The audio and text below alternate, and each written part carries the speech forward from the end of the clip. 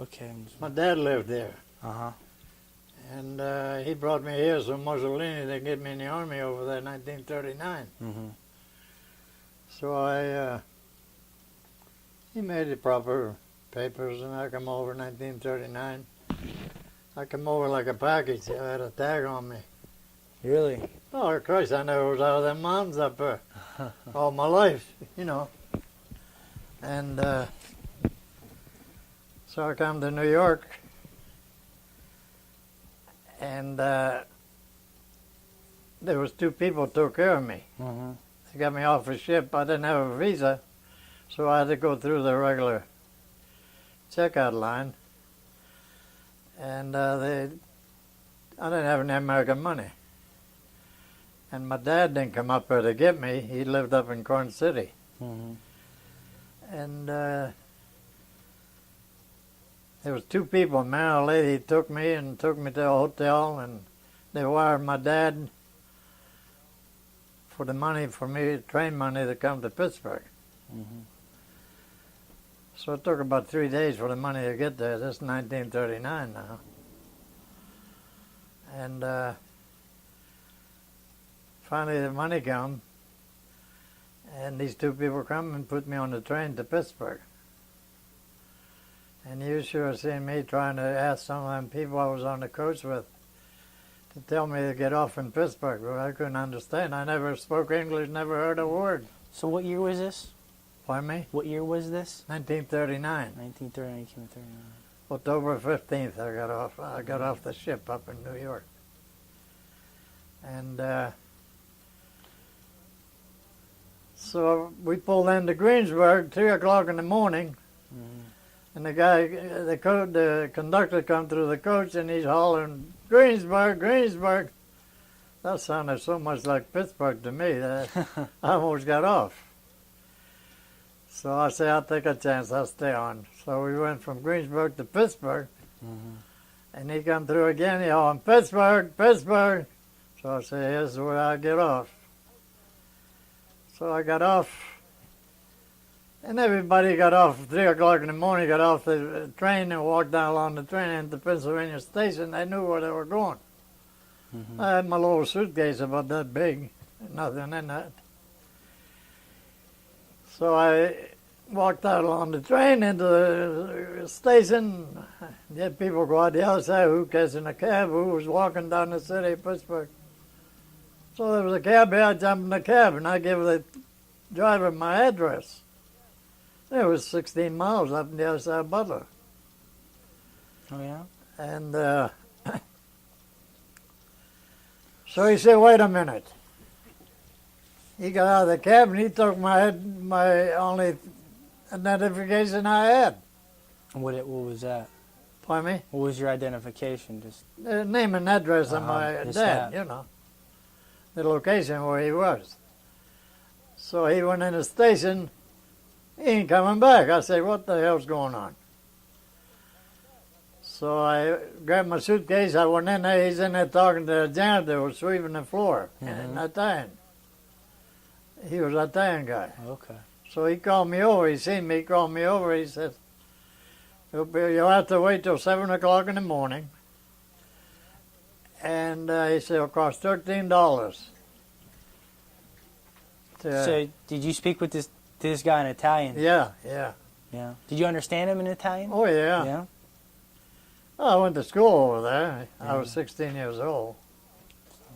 So I just want to, real quick, so this is an interview with Angelo Cestoni Jr., no? right. As part of the Italian-American World War II Veterans Oral History Project, sponsored by the National Italian-American Foundation and the Historical Society of Western Pennsylvania. It is April 13th, and we are in Penn Hills, Pennsylvania. Will you please tell me your full name and date of birth for the record? 9th month, Mm-hmm. the 12th day of 23, 1923. 1923. Okay. So anyhow, do you want to hear any more about that? Oh, yeah. I just want to. So I said, no. I said, I didn't have that much money with me. My dad just sent me enough for the trip, you know. Right. And my dad was going from the B&O station to the Pennsylvania station looking for me. He knew I was coming in. So I grabbed my little suitcase and I went over by a bench. I put the suitcase down, laid down. I was going to go to sleep. Mm-hmm. And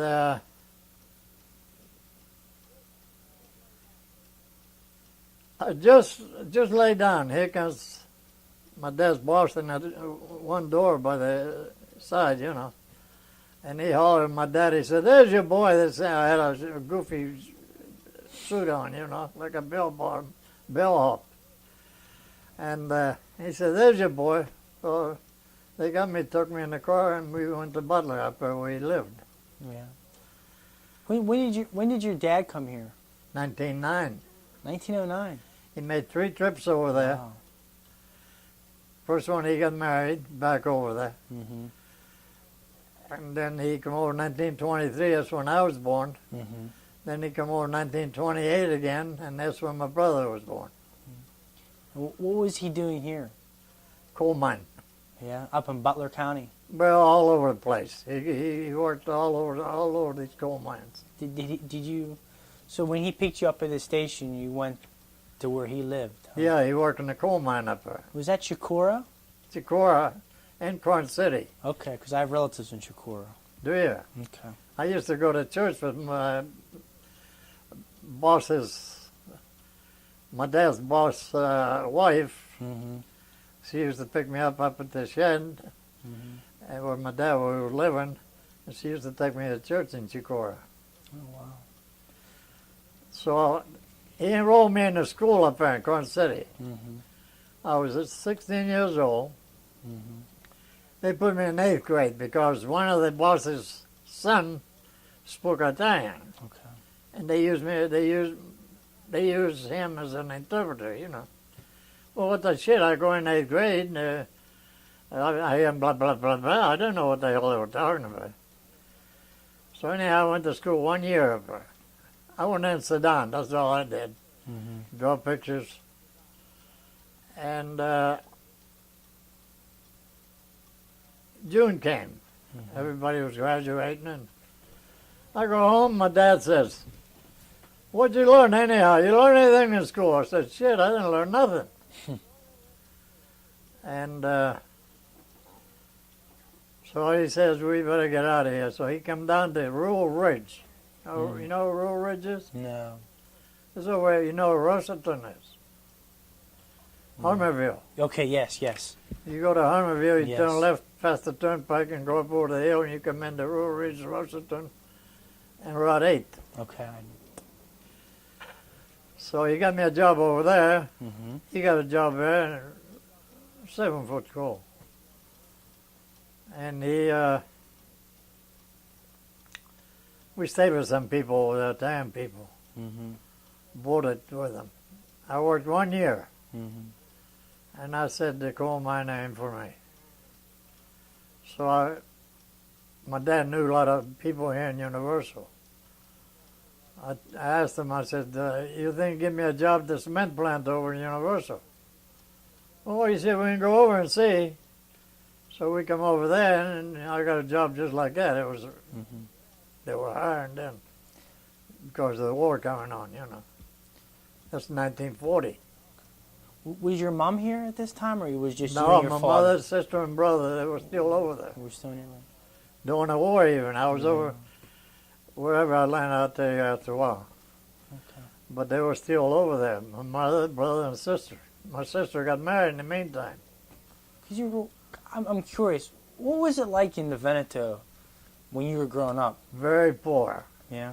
Everybody was very poor. Everybody but the rich people, you know. Right. There was a lot of sharecroppers. Mm-hmm.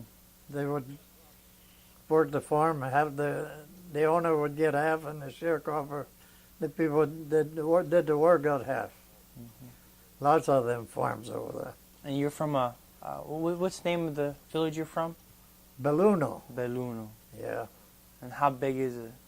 That's the, Just a couple hundred. oh, there's a lot of houses Yeah. there. But I was born in Feltre, Italy. little town about 8 miles from home. Mm-hmm. But anyhow, I come over and I got a job at a cement plant. Mm-hmm. I was a laborer. I started there 63 cents an hour. Wow. I was there 8 months. They drafted me in the Army. Wow. And that would be, what, 41? 41, yeah. Mm-hmm. And they drafted me in the Army. I wasn't even a citizen. You know where I got my citizen paper? In the Army. Galveston, Texas. Huh. I was down there for 2 years. Was your father an American citizen? Yeah. Yeah? 1934, he had his citizenship paper. Mm-hmm. But anyhow, they drafted me in the Army. I went to Fort Meade, Maryland. From there, we went clear to Texas, Camp Wallace. Mm-hmm. I took basic training in the anti-aircraft outfit. Then I stayed there. Everybody, after 13 weeks, everybody was shipping out. Who was going to radio school, who was going to coast artillery, who was going to artillery. I trained on a 90 millimeter gun Mm-hmm. and aircraft. And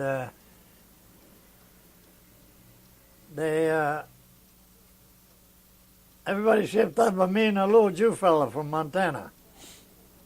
I couldn't speak the language very well, and I couldn't read and write. So we laid around the barrack for about a week. I told this young boy, I said, we better go over and see the old man.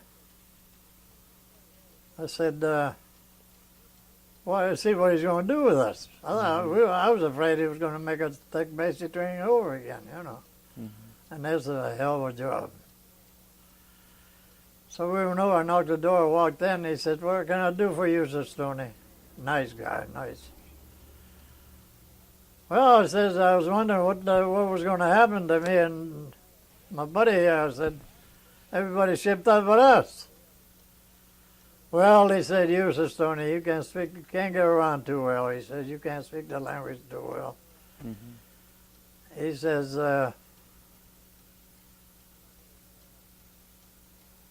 just go back to the barrack and we'll call you when we need you. So I did, and he told the other fellow the same thing. Mm-hmm. Went back to the barrack. About 4 hours later, he sent the orderly room man over. He said, the old man wants to see you. So we went over there. He said, we're going to get a new bunch out of civilian life for 13 weeks of training, he says. And there's a supply sergeant back there that needs some help. He said, you two guys go back there and help him. So he had a corporal on the mailman for the battery area. So he went back in his office. He came back about an hour later. He said, come here, Cestoni. Took me over, but this corporal had his file there and a desk in the supply room. He said, you work with Corporal so-and-so, he said, and see what you can learn. This is on a Wednesday. Mm-hmm. He said, work for him a few days, he said, and we'll see what you can learn.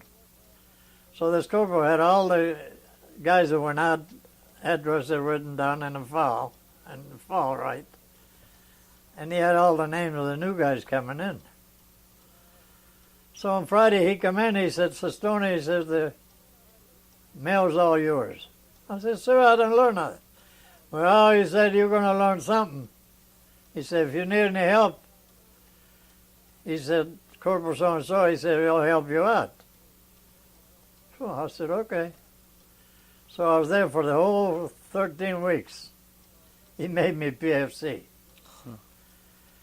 And I was taking care of the mail, and he had everything written down, see, and what the guys that went out, he had all the new addresses where they went. He said, if you get them mails, you scratch their address out and put it down below. Put their new address and put it back in the bag and take it back up. So I became a mailman. And this is in Galveston, Texas. Yeah, Camp Wallace. Mm-hmm. So we, that was the last of the training center. Mm-hmm. They broke up the outfit, and different guys got sent to different outfits. There was about 5 of us got sent to the 99th Division, Infantry Division. Mm-hmm. How did you get by, since you didn't speak English real well? How did you communicate the best as you could? Well, after I was in a while, I had to Mhm. learn the language Right. because I couldn't speak to anybody unless I spoke English. Mm-hmm. I couldn't speak Italian to nobody in there. But anyhow, we got sent to Camp Maxey, Texas, Mm-hmm. to 99th Infantry Division. Mm-hmm. And there I wound up in the 81 millimeter Motor Platoon.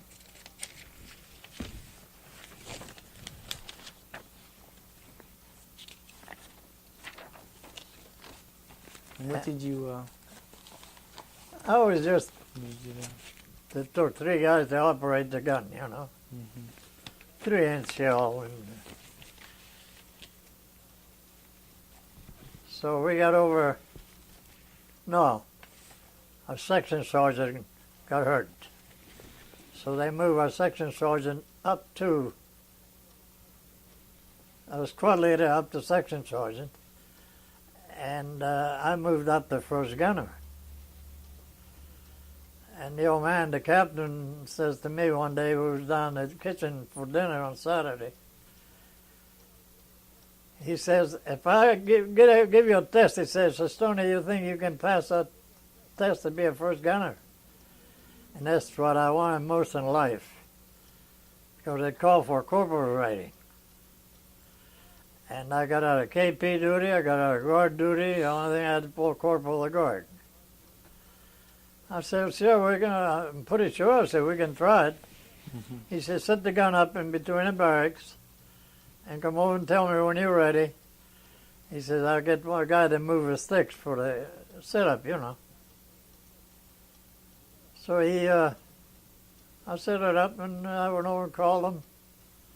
He come over and he says, all right, start. Boom, boom, boom, boom, boom. He said, you're now a first gunner. Corporal Cestoni, he said.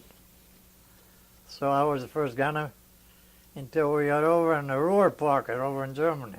Mm-hmm. And a section sergeant again got hit. First jet we seen in Germany in the Ruhr pocket in Cologne Plains. A jet, huh?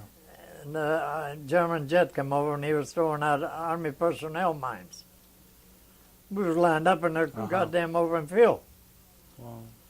And who crawled under some tanks that we was with, under the Jeep, and a section sergeant got hit again. So they took my squad leader again, made him section sergeant, and I became acting squad leader. So I didn't have to take no more gun emplacement, didn't have to carry no more guns, but I was still a first gunner on a gun too. So we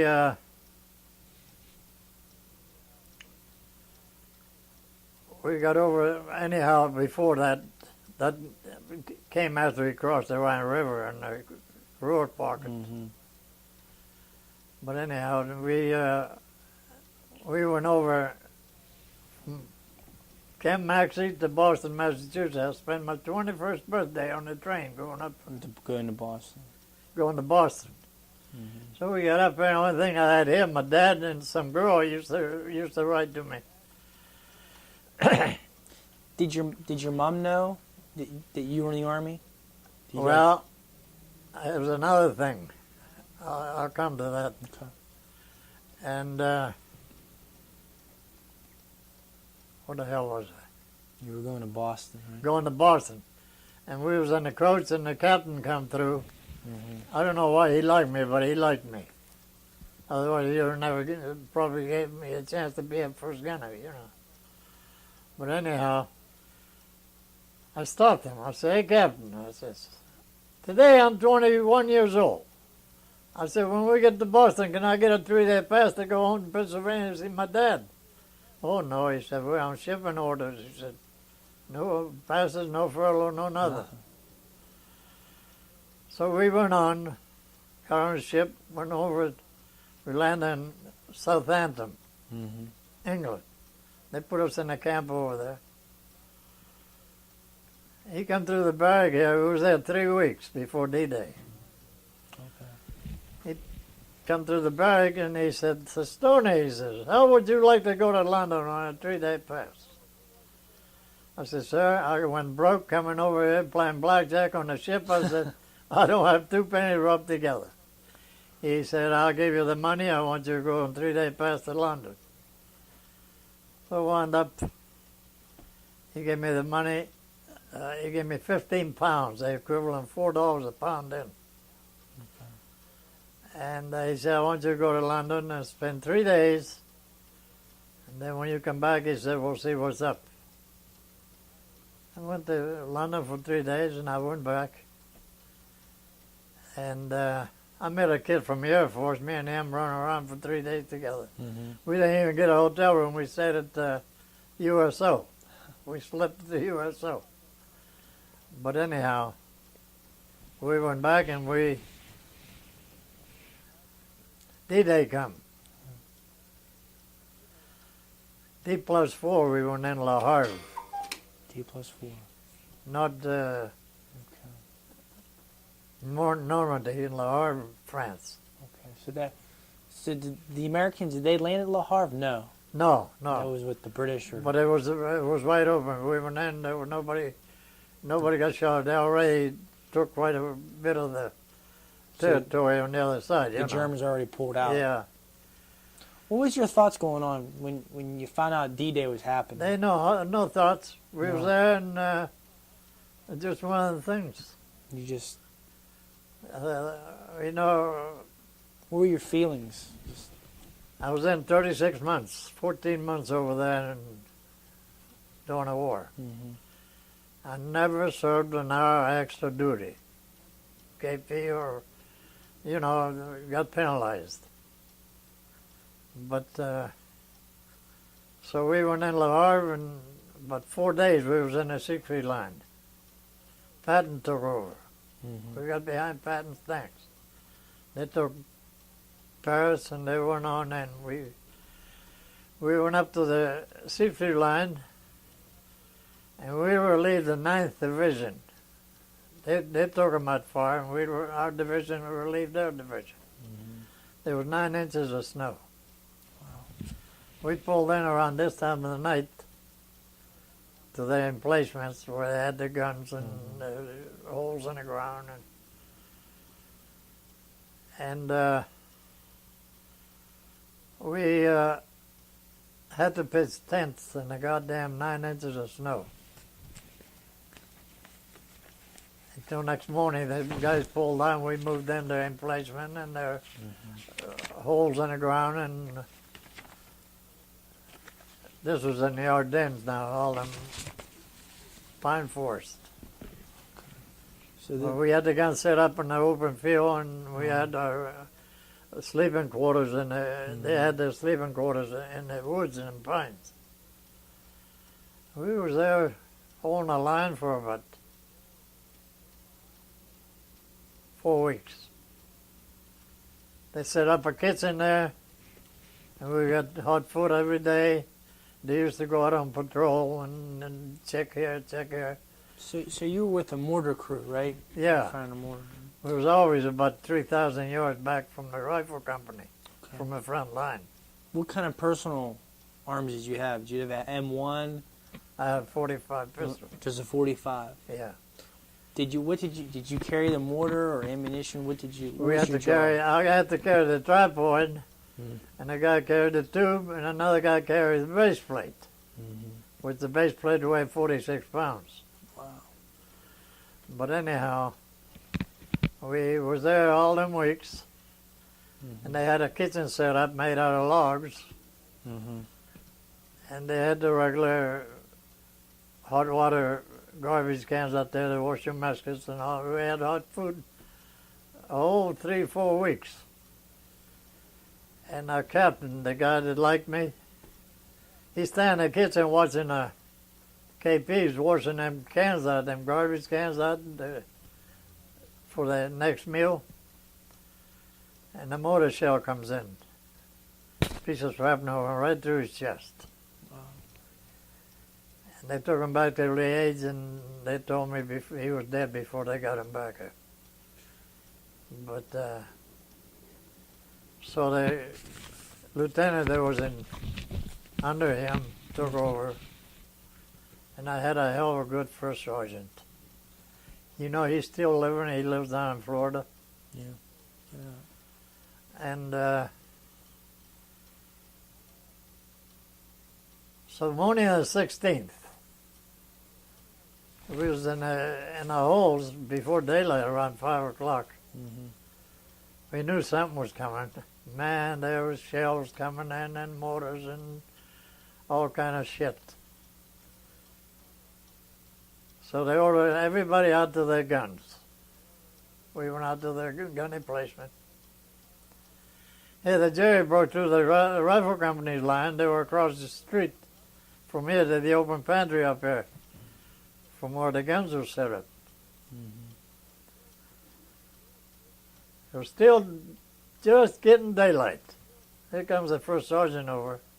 I was the only guy left that was fired a bazooka here in the state. He says, Cestoni, he said, come with me. He took me down to the CP, and he had a ammunition barrel down there, a carrier. He says, go to the Jeep. We never took the bazooka out of the Jeep. He said, go down and get the bazooka and all the shells you got. We only had 2 rounds of ammunition. He said, get your bazooka and all the ammunition you got on the Jeep and report back up here. We had 20 Jeeps in the company to carry them guns, you know. So I went down and got the bazooka, I got the 2 round, and this kid from Ohio was there.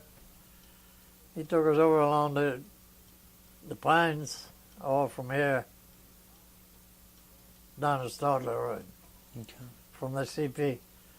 And What's the CP? That's the company headquarters, Okay. where the company commander and all the big dogs stayed. So he talked to the squad leader of the rifle company that was lined up there along that. There was a dirt road coming, all from here to Cochran's house over there, coming up through the forest, coming from a German line. So he talked to his rifle company's squad leader, and he took one of the riflemen out of there that was overlooking this open spot, looking that road. And he says, he told that kid to go with him. He said, you 2 guys take this hole big enough for both of you. He just had a small hole for him, you know. Mm-hmm.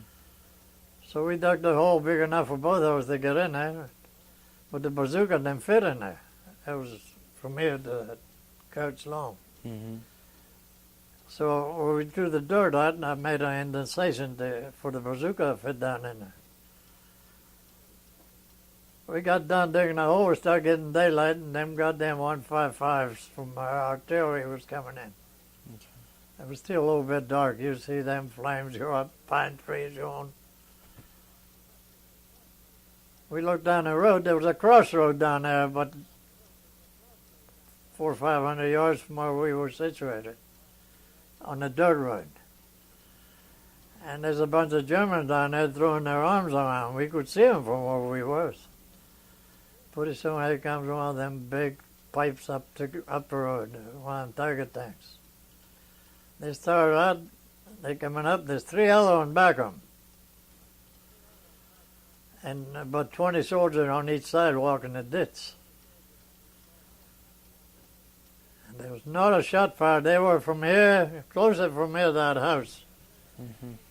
They were from here to the tires, the tank, when I fired. But nobody fired a shot. They knew where we was, and we could see them coming, but nobody fired. So this kid in back of me, he says, hey, Angelo, he said, give it to him. they were going real slow because they didn't know where we was, you know. Mm-hmm. So I fired, and nothing but a big splash of goddamn fire went up in the air, and they're going cronk, cronk, cronk, cronk. It must have knocked the track off. But they were firing a machine gun off the top of that tank, and then everybody broke loose. 30 caliber machine guns, the air crew we had, and rifle companies, and everybody was involved. So they were shooting at 88. They had 88 guns on it. Okay, on the Tiger. Yeah. And they were shooting into them goddamn pines that big. Bloom, you see them pines go. One pine went down alongside of a hole. Uh-huh. So this kid loaded the bazookas with the second shell we had. And he says, that's the last one, Angelo. But the way things was going, I raised up to shoot another one, and I felt something hit me, and there was blood coming down my field jacket. Uh-huh. So I went like this. I said, hey, Pino, said, my hit bad. No, he said, do what you were doing. Uh-huh. 3 went off with steel hammers, and one went through my ear right there. It burned the ear where it came out. So he said, do what you was doing. So I didn't even aim that sucker. I raised up and I went bloom.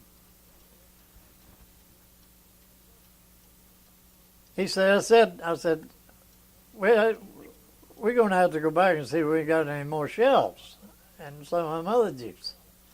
Mm-hmm. I said, let me back here, I'll go. No, he said, I'll go. So I stuck my steel hammer up. I told him, I said, don't run. Crawl out. He got up, he started running, and he didn't go from here to you. Boom. Oh, jeez. He got his face in the snow, and I watched him for a little bit. He wasn't moving. Pretty soon, here comes a guy crawling from the direction where the CP was, where the gun emplacement was. He come crawling out there. He says, you need any help? I said, no. I said, get your ass out of here. I'll get mine out of here. If we can do it. I raised up to see what the hell was coming. I see a German brought the tripod over. Another one brought the machine gun over. And the ammunition bear's coming with 2 boxes of ammunition from here to the door. Mm-hmm. I said, that son of a bitch. They were setting up. So I went plum, plum. I got the ammunition carrier, and I got the other guy, and I went down because hell broke loose. They knew I was there, see. So And my buddy's laying there in the snow, 9 inches of snow. He's laying there in the snow, and he didn't move. So this guy, they come crawling out, he says, how about your buddy? I said, my buddy's out there. I said, I've been watching him for about 2 or 3 minutes. I said, he never moved. He said, I'll grab him, I'll drag him out of here. He said, and you get your ass out of here. So he took him and took him down to CP, down to the aid station. Down over the hill, they had the aid station dug in on the side of the hill. Looking away from the way the Germans was coming. See. So I said, the only way I can get out, I stuck a steel hammer up again on a bazooka shell container alongside the tree. They fell. They didn't shoot at it. I said, I'm going to take a chance. But I crawled out of there. Okay. I had 2 shirt ODs on, a field jacket. It was cold. Right. When I got back to the CP, it was all from here to the open pantry up here. I had no more clothes here. None, because they're crawling. Crawling, yeah. I walked in CP and I passed out. And you were still bleeding now from the... Oh, yeah, from the... But that was your only wound? Yeah. What were you thinking? What were you feeling? Was there... You don't... my opinion is, I don't know about the other guys, the other people. But we had a job, we was there to do a job, and we thought nothing... Do like working, going to work here in 8 hours, do your job, and that's it. We never give it a thought. In combat, there was just no time to think or feel. No time, no. Just no, react. They were shooting at 81 when they moved across the road. They broke through a rifle company and they moved across the road. We were shooting a AT light shell and the mortar in the 81. It was 3 inches in diameter, that long. Then we had white phosphor, that long. And when them suckers hit, if they hit, especially if they hit tree bursts, which there was a good chance there, they were in the pines. We were shooting them, we were watching the goddamn thing go straight up and come down and go off. You see a big cloud of smoke over there, and you hear them Germans screaming. The white phosphor was designated if it got on your skin, on your hands or on your neck. More you scratched, deeper it went, and more it burned.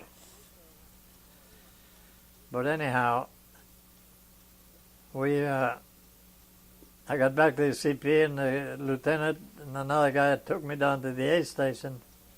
I walk in the aid station with them guys helping me. I was all in fact that.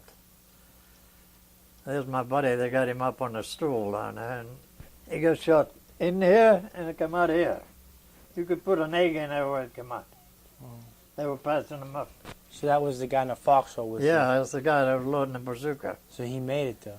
Did he make it? Oh yeah, he was alive, but they were passing him up. So they passed him up, and they passed me up. And where all this went on, there was a guy come into the aid station in the HUD. Anybody can walk, take off, walk on back. They was withdrawing. See, when I knocked that tank out, them other 3 couldn't get off the road because they were afraid of the mines. Okay. So they couldn't come no farther. And that gives our whole company a chance to get out of there. Otherwise, they would have gone down on that little crossroad. Anyhow, they say anybody can walk, take off. So I come out of the HUD, and there's a guy sitting there on a log. He didn't know what was going on. Yeah, he got shot through the mouth and come out back his ears. They busted both his eardrum. He couldn't hear nothing.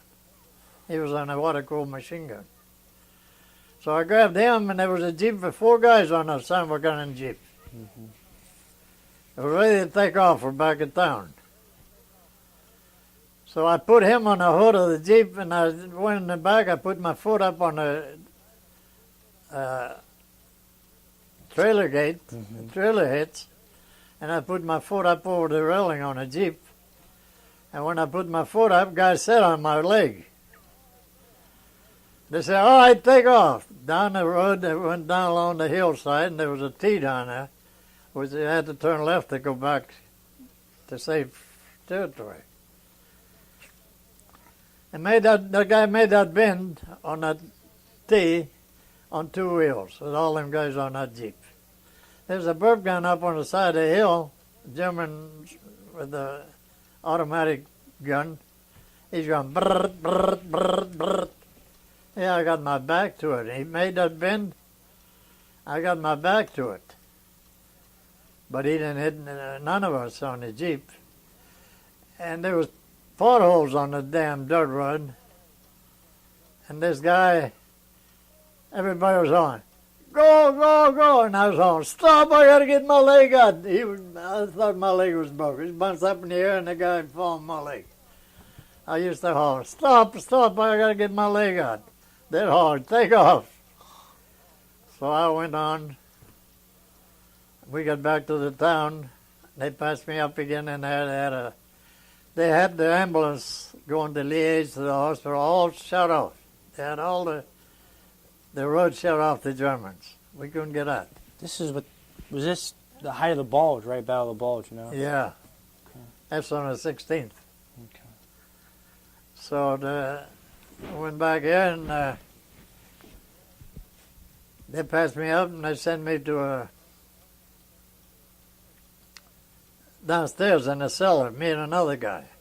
My hand to God, I'm telling you the truth. And we're down there, it was getting dark. We could hear a lot of commotion, a lot of jeeps and trucks leaving the town and this and that, in Little Town. And we was down in the cellar. What the hell, we didn't know what was going on. I said, hey buddy, I said, we better go up and see what's going on. We go up there, the last vehicle out of the town. Next morning, the town belonged to the German. They took it over. And we made it back to division headquarters. They took us. And I stayed there 6 days, till Christmas Eve. I couldn't get me to the hospital, and there was a whole room full of crippled GIs in it. But I was walking around. So this one day, one of the medics come up. He says, Cestoni, he said, they finally opened the roads up. You have to go back to the hospital. He put a tag on me. We're walking down the sidewalk on our little town. Here comes a guy with a weapons carrier up. I looked at him, I said, I know that son of a gun. I didn't know none of our company, how many was left or anything. My cousin, I said, where the hell you going? He said, I'm looking for the company motor pool. He took care of the vehicles. I says, I know where they at. I said, they're up on top of the hill. I says, I'll go with you. Then medics holler, hey, you can't go with them. You got to go to the hospital. I said, no way. I said, I'm going the other way. So I never did go to the hospital. When there was, out of 158 of us in them 2 days, there was 33 of us left. Wow. So anyhow, I got up there and we got together. A couple of the guys was up there yet. Drivers from the Jeeps, you know. They had a couple of Jeeps left over. And Christmas Eve, they were bringing hot chow up. They finally stopped the Germans, see. And they were dug in and set up. We went up there. They told me, you had to go back with your outfit. I was well enough then after 6 days. And so I took 6 blankets, all new clothes. I went up there, and there's that much snow up there where they were dug in on the side of the hill.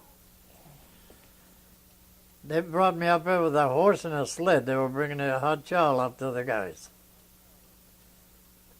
to the crew and the guns. And I went up with them with a sled and a horse. I went up there, I got there over the number 1 squad where my guys were supposed to have been, what was left of them. And they had hole dug in the ground and logs over the top of it. And then put pine, and snow to keep, just left a little hole to get in and get out. There was 4 in each hole, each gunny place. So I went over to the first squad where I belonged, I was supposed to have been. I said, you got room for one more in there? No, get the hell out of here. I go to the next emplacement, same thing. I said, you guys kiss my butt. I got a shovel off the Jeep and I dug a hole in the ground about that deep. I put 3 blankets down, I put 3 on top of me, and I went to sleep. I woke up next morning, I covered my head up with them blankets. I had to rip them from me breathing through and it froze. I couldn't get that goddamn thing open. But I got it open, I got back to we got all new guns and everything. And we was there for about a week and a half. Then they put enough offense on. We went up and took that ground again where we got pushed out. Okay. And some of them guys had the picture of their girlfriends and their wives up on a little shelf in them holes. And they went back and got their pictures. And there was 3 of them guys never made it out of there. They got shot right in the emplacement. But anyhow, we started on and we went through there, and then we got pinched out for 2 days rest. So by this time you were pushing the Germans back, huh? We were back Bulge. around the Rhine River by then, Mm-hmm. all through Belgium into the Germany. And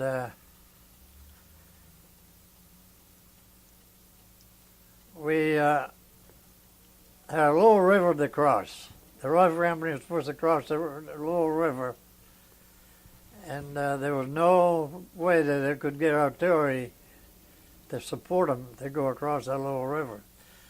We did, and they crossed there on canoes, boats, Mm-hmm. on regular rowing boats. But anyhow, on the way in, the way to there, the guys always used to raid them. Every little town we got to, they used to raid them houses in them little towns. Mm-hmm. They had a sack full of cognac, bottle of cognac, in every jeep that we had. Wow. So we was there for a day and a half before they decided to cross. And the lieutenant, I was the only guy that wasn't drunk. Lieutenant came over to me. He said, Cestoni, he said, come with me. He said, we got 8 guns over there. We're supposed to give them support to go across our river tomorrow morning.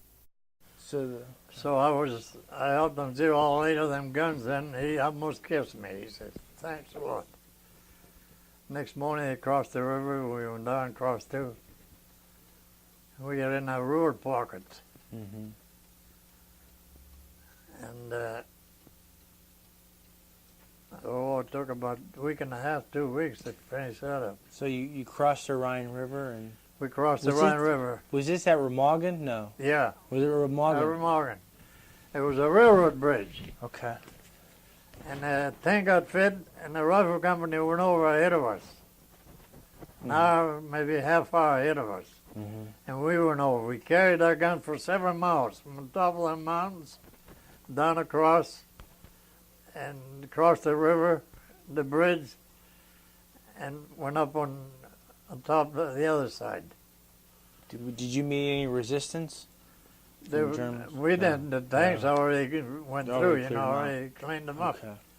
But we got up here, we got held up, and then them German jet was coming over trying to knock our bridge out. The jets? Yeah, no, No. Oh, regular okay. Luftwaffe. bombers. Okay. Fighter planes. And they had so much anti-aircraft that protect that bridge. It looked like a stream of fire going up every time a plane come over. Within 8 to 10 hours, they had a pontoon bridge set up.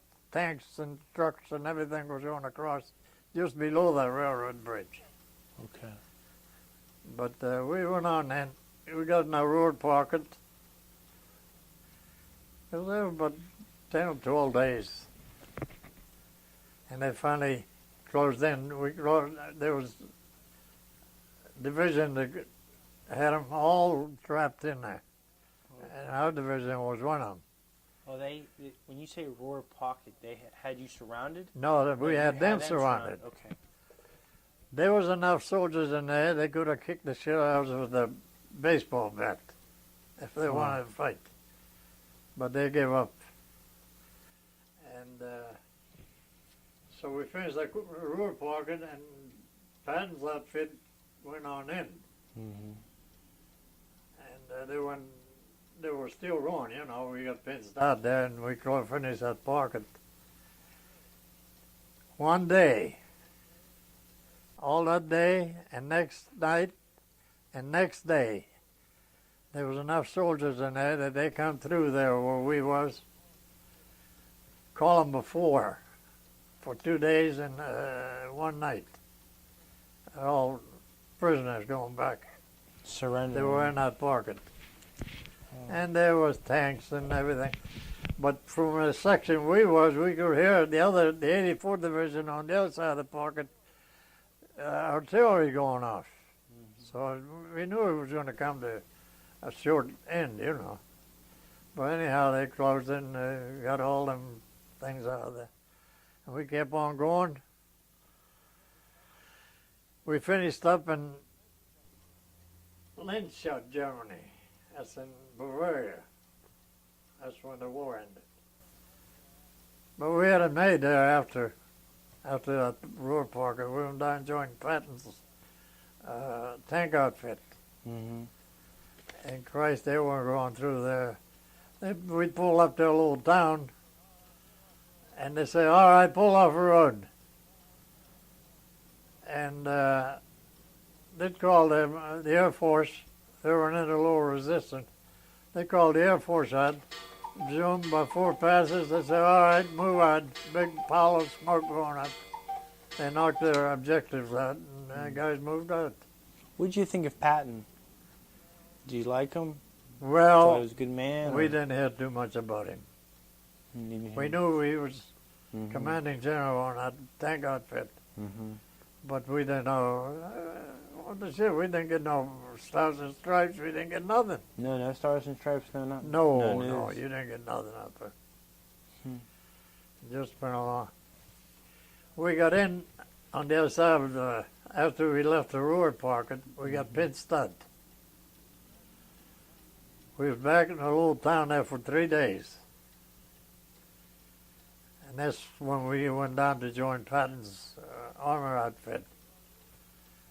We rode for 2 days and 1 night in the rain in back of them goddamn Jeep under a poncho. And the rain poured down to go from one section to another. And we got down there and there was no problem. Nothing. We go along the road, you see a pile of dirt, Mhm. and a tank come along, and they'd be there to try and knock them tanks out. Bloom. He'd be laying there. A lot of places we see the civilians come out of the house, they drag them guys in the house. German soldiers. The German soldier. Yeah. They were dead, Doc. They were finished. What do you think of the German soldiers? The best, at the time, the best trained man in the world. Yeah. Yes. What made them the best trained? Just they were disciplined. Discipline and everything. We pulled up on top of a hill, and there was 2 emplacements. And they had dug into the side of the hill. Mm-hmm. On the back of the hill from where we was going, the way we was going. And we finally took a territory. We went and crawled in some of them holes. They had, you know how a brick is for the you put in the house? Yeah. That's what their bread was. Hard as a brick. We pulled it out. We couldn't figure out how the hell can they eat it. They probably broke it with a trench knife or something and just suck away at it. But part of army life. Yeah. They used to bring chow up to catch up with us. The kitchen bring chow up with the little trucks, Mm-hmm. and they'd have the.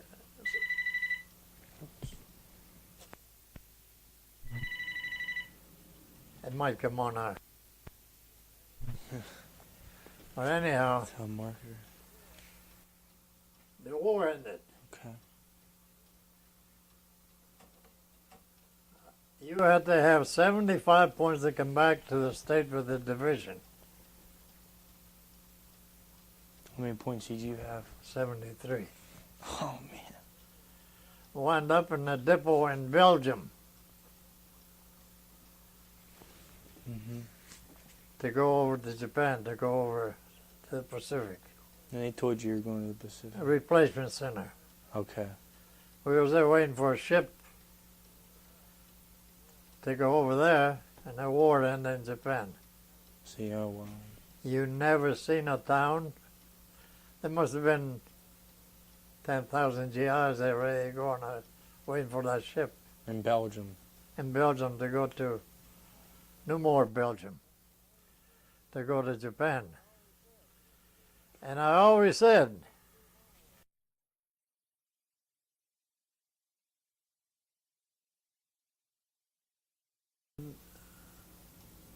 I was so downhearted, it's pathetic. But you sure seen that town that night that they declared that Japan had surrendered. They tore that town from all the GIs that was in there. So happy, so glad, you know. And we went from there. They sent us to one of them cigarette camps, Camp Lucky Strike. Okay, I've heard of that, yeah. You heard of them? Yeah, that was the camp before you went back to the States, right? Yeah, yeah. Was that in France? In France, yeah, right alongside the Channel line. Okay. I was there for 5 weeks, waiting for a ship to come back to the States. Wow, 5 weeks. We didn't have no chow. We lived on coffee and donuts. Really? Honest to God. Wow. And to pass the time, we used to go along that shore, the channel. Mm-hmm. Then gentlemen had them pillboxes built, and you should see the concrete in them buggers. Pathetic. They'd be as big as this house, solid concrete. Wow. Just a little opening overlooking the channel. But there was no more guns in there. They took them out of the when they pulled out, I guess. So I wound up, I got sent to a railroad battalion. I was attached to a railroad battalion. Mm-hmm.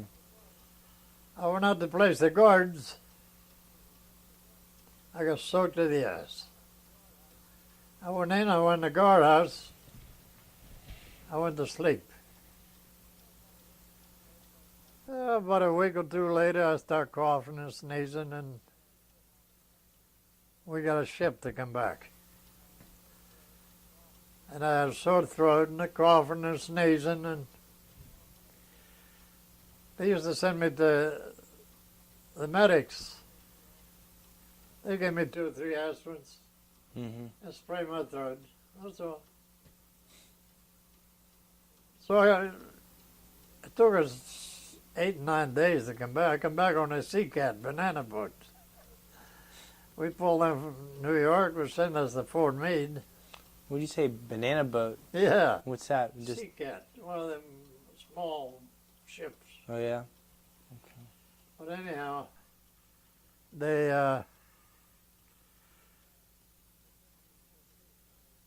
sent us to Fort Meade, and we was to get separated 2 weeks before Christmas. There was 33 of us went to the aid station for checkup, chest x-ray. 33 went in, 33 come on. They said, you guys wait out there for a little bit. Out of 33 guys, guess who they'd come out on in Fortune Call? Cestoni. I was looking so much to get home, you know. He says, I went in and the commanding officer at the desk, he says, we find a spot on your lungs and we don't know what it is. We got to take another x-ray. So I went in for the x-ray. I come out and he read the x-ray and he says, there's something wrong, he says. That spot shouldn't be there. You can't get discharged. Oh, jeez. This on a Friday. So they didn't accept no patients at the hospital.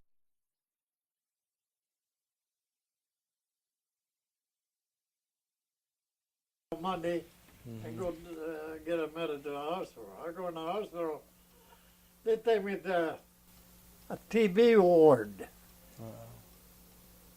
If you had TB, they'd check you out. And I got to talking to some of them guys that was in there.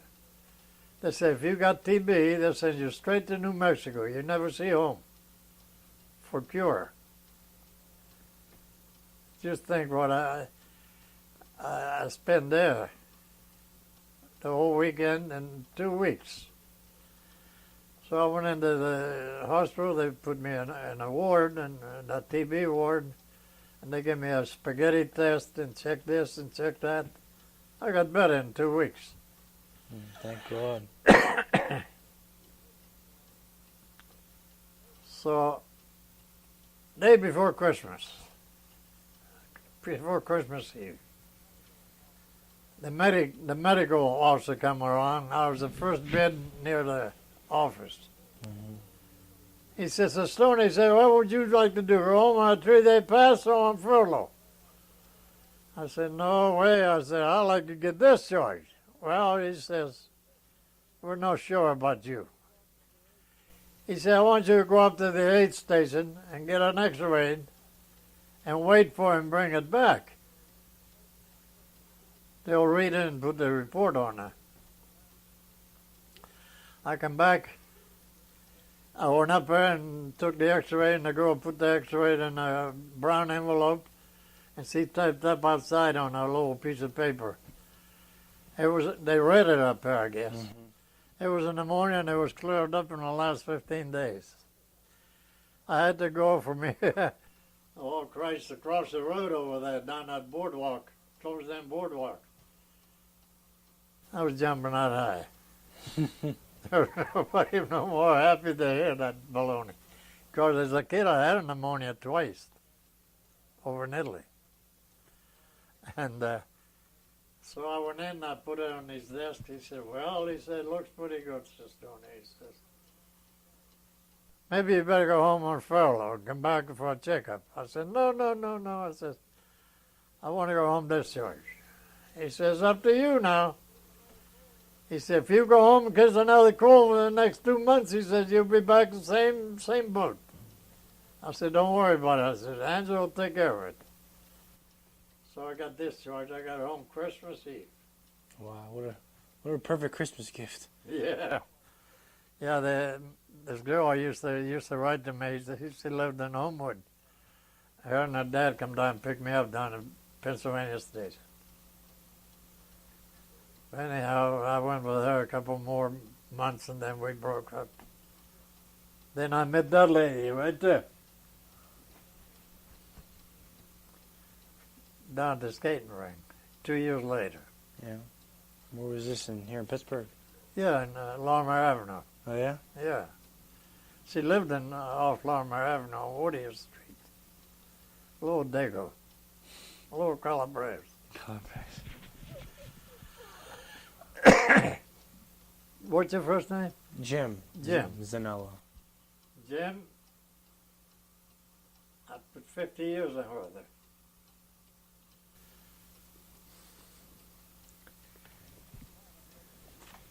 And you couldn't find a better human being.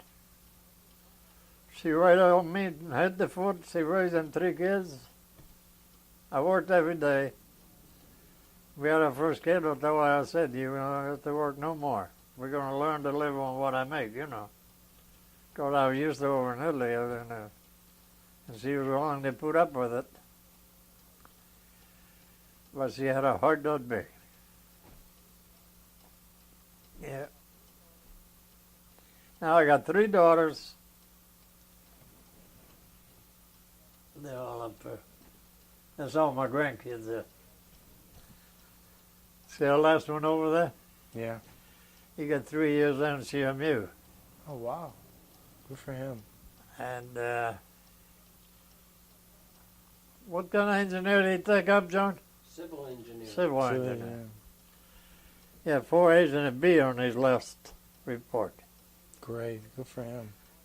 And we raised them, me and my wife. Oh, did you? My daughter worked at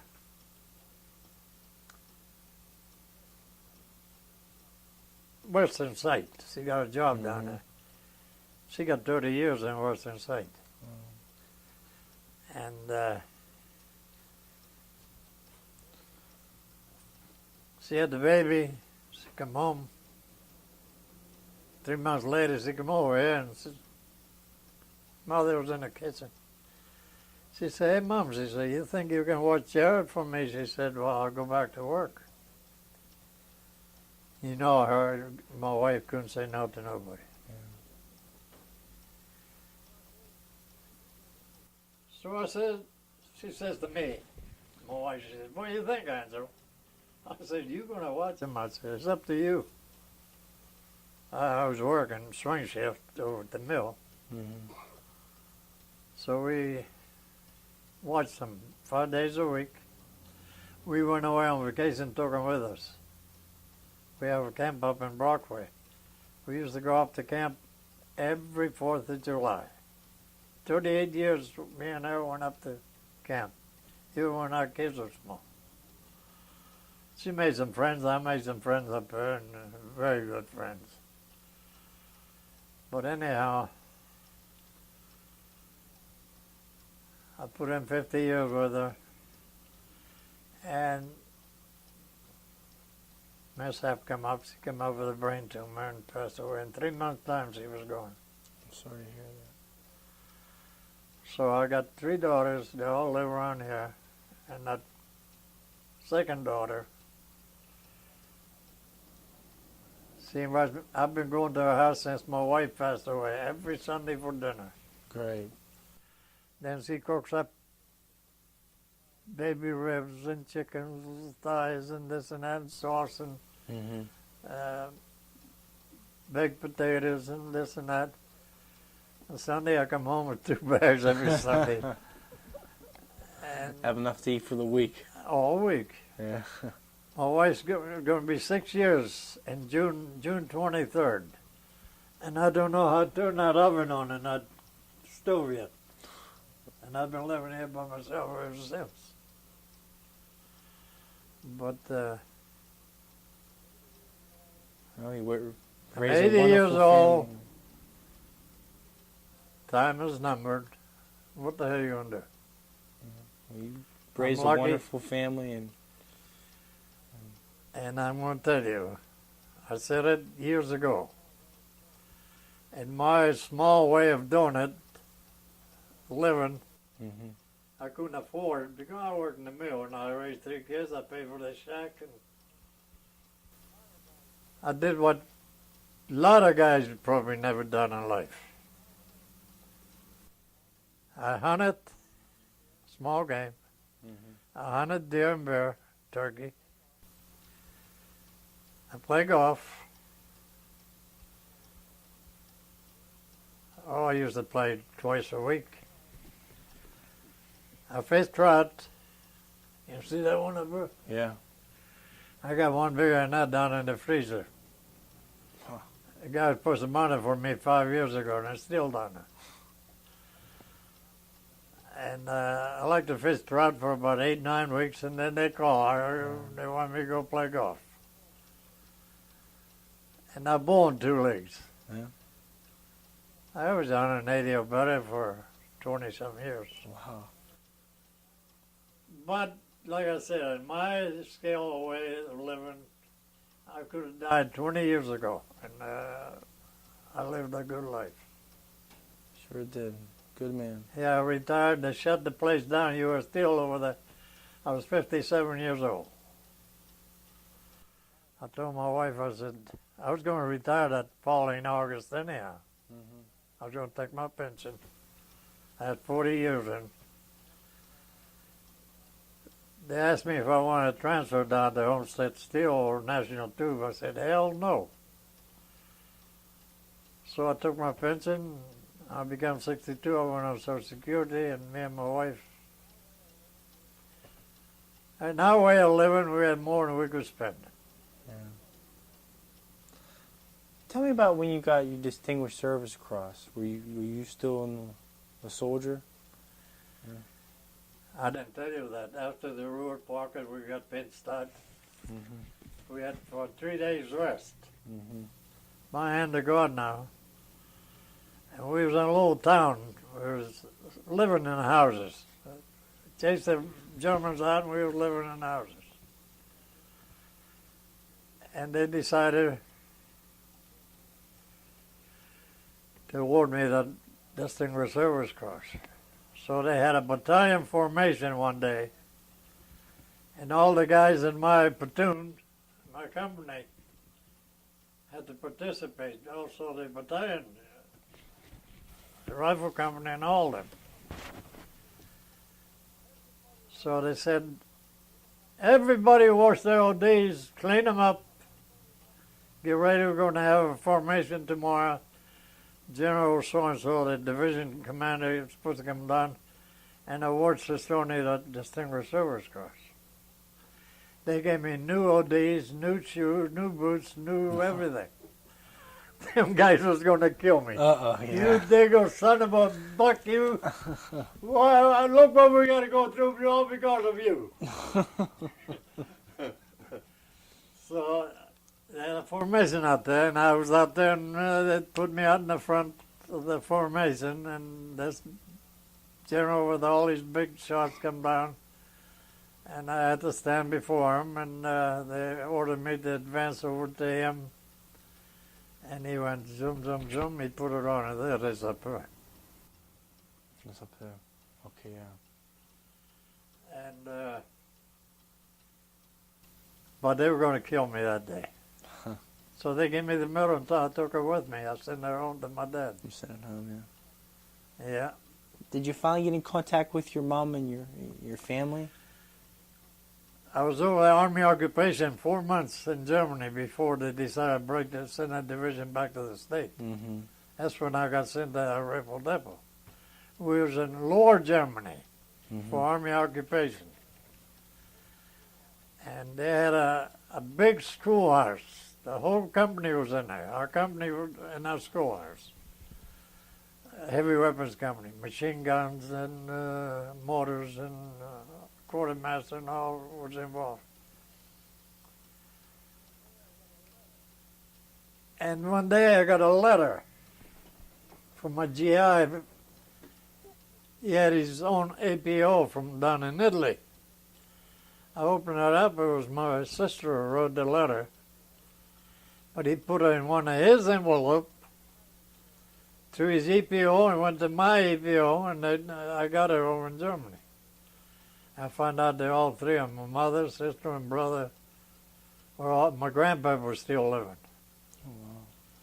He died at 96 years old. Good, wow. He worked his butt off all his life. Farmer, huh? Yeah, he had cattle, but during Depression hit, my dad wasn't working. He couldn't send no money. Then he got an automobile wreck. He was in the hospital for 19 months, right after the Depression started. So my dad, my grandpappy, he kept us. He wound up, the taxes took this, the taxes took that, and feed us. Poor bugger, he died. He had to sell the farm, sell everything. But he lived until the day he died anyhow. Some lady bought the farm, and mother and dad and my sister was living in it. Mm-hmm. But my brother said he was 19 when he come here in 47. I brought mother and brother over. My sister got married over there. She had 2 kids. Mm-hmm. So my dad says, 1955. He said, we might as well bring her over. He's just writing a letter, crying that she missed her family and this and that. So we brought her and the 2 kids, 2 girls, and her husband over. She's still living. She lives down here on Frankstown Road. Oh, yeah? Across from St. Bart's Church. But she's 3 years older than me. She's 84 years old. She's like a machine. Oh, I'm telling you. Tough, right? Yeah. See, John. Oh, yes. You know what I call her? I say, you're the devil. Devil. You think she was running around at 45 years old? Oh, my God. Christ. She moves. Wow. And she still smokes. Oh, jeez. Like a freight train. Oh, man. Probably She better come help than here. all of us. She comes in and she said, can I smoke it? I said, yeah, John and Jim across the street. I said, they come in, they smoke. What the hell? I quit smoking 28 years ago. But I chewed tobacco, and that's worse. But my wife never smoked. And the same year that I quit smoking, she was coughing like a horse. I quit smoking, she quit coughing. for about 6, 7, 8 years, longer than that. Yes, he was coughing from me secondhand smoke, you know. I don't want to get off the subject, but did you ever experience any, because you were Italian, and did you ever experience anti-Italian where they sometimes call you names, or were they kind of discrimination? I was in the Army 36 months. Uh-huh. And the only time they called me by my name was on payday. You know what they called me? Dago. Everybody. Everybody. And how'd that make you feel? It don't bother me. It doesn't bother you? No. Okay. You know how that Dago began, don't you? No. Well, with Tell 'em, Diego. John. Go ahead. You do a rather good job of it. There was a guy come from Italy, Okay. old timer. And he got a job picking shovel, Mm-hmm. digging ditches. Mm-hmm. And somebody asked him, they said, what did you do today, Vince? Oh, he's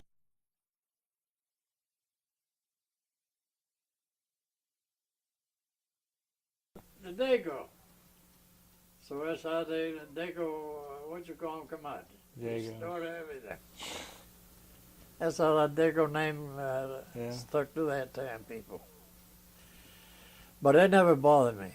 Oh. There's a young fellow, German, his dad had a beer garden and a beer distributor up here in Universal. Mm-hmm. And he was over in Germany during the war. He was a Hitler Youth. 1950, he brought him here. His dad brought him here. His dad had quite a bit of money. And he's German. And I told him, I said, you German bugger, you. I said, you lucky I didn't catch up with you over there when he was a Hitler Youth, you know.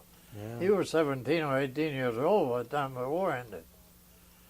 I said, if I'd have caught you over there, I said, we become one of the best friends.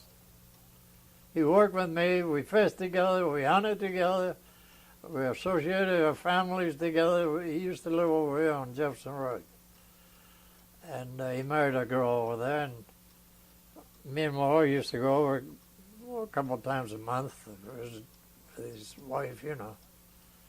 When I come from Italy, his wife, she was that big. Oh, wow. And I worked for her dad. He used to run a chicken farm and greenhouse, you know, I mean, grow tomatoes and corn. Mm-hmm. He used to oxford. And the summertime, the first summer I worked for him, and the second summer I worked for him. He paid me $1 a day and all I could eat. But it was better than I was getting over in Italy. Yeah. I was 10 years old. I had to go out and work for the sharecroppers for just a piece of polenta and a piece of cheese. That's it. That's it. Many times I walk in our kitchen and walk around the table and walk back out. There was nothing on the table. Dinner time. Believe me. But things turned out different. Yeah. I felt pretty lucky I got over here, and I went over there and did what I had to do and come back and in one piece and raise a family. Yeah. And guy down used to live down here, old German fella. Mm-hmm. He worked down Edgewater down Verona. His dad was a tax collector in Penn Hills for years. And he was in the Army. He come out and he went back to Edgewater. His dad passed away. He was the only son. So he got the whole mess. All the money he had and the property.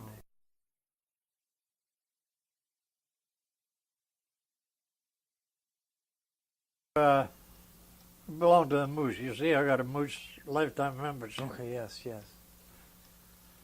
And we used to loaf up the Moose. Mm-hmm.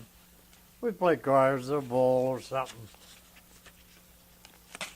And many times he told me, he said, Angelo, for being a foreigner, come over here with nothing but your shoes on. He said, you know, I raised 3 kids and I paid attention to my duty life. He said, I'm proud of you. He said, a lot of people in this country can't say what you can say. Well, what the hell are you going to do? Yeah. Yeah. Well, real quick, one last thing. I was just curious. You were growing up in Italy. Did anything were you like a member of the Balilla or any of those little? We had to wear a black shirt to go to school. Okay. But I only went to school 3 years. Mm-hmm. The same teacher taught my mother over there, Mm-hmm. or taught all 3 of our kids. Really? Yeah, Taught over in Italy. over in Italy. Uh-huh. Came here. And no, Oh. my mother went to town one day to shop at the store. Uh-huh. Whatever she bought, she had to trade eggs for something that she needed. She seen the teacher. She said, hey, Joanna, my mother's name was Joanna. She said, that boy of yours, she said, I was just started 4th grade. She said, that boy of yours, she says, he ain't learned nothing, you might as well keep him home. Oh, my mother, I'd go home. She come home. She grabbed the broom, she says, gee whiz, she says, what's the matter with you? You're supposed to go to school. So she told me what the teacher told her. Mm-hmm. I said, good. She said, you might as well keep him home. I said, good, I quit school then. That's the last time I went to school. So I only went to 3rd grade over there. But I come over here and I learn how to read and I write a little bit. I got a little trouble with the spelling of stuff here. Yeah. Over there, the way you pronounce it is the way you write it. Right, right. Over here, I was telling John, they got so much goddamn red tape in between it. You're like Philadelphia, spell with a P. Yeah. Over there, it'd be F, Philadelphia. Right. And a lot of them words are like that, silent. Yeah. Well, I just want to say that thank you for your service, and you raised a wonderful family, and you worked hard, and Oh, you can ask compliments my to you. neighbor. I raised 3 good girls. But anything else you'd like to say? you know, my youngest daughter,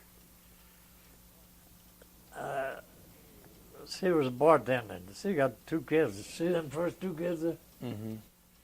She has a job bartending a couple different places and having a big mouth.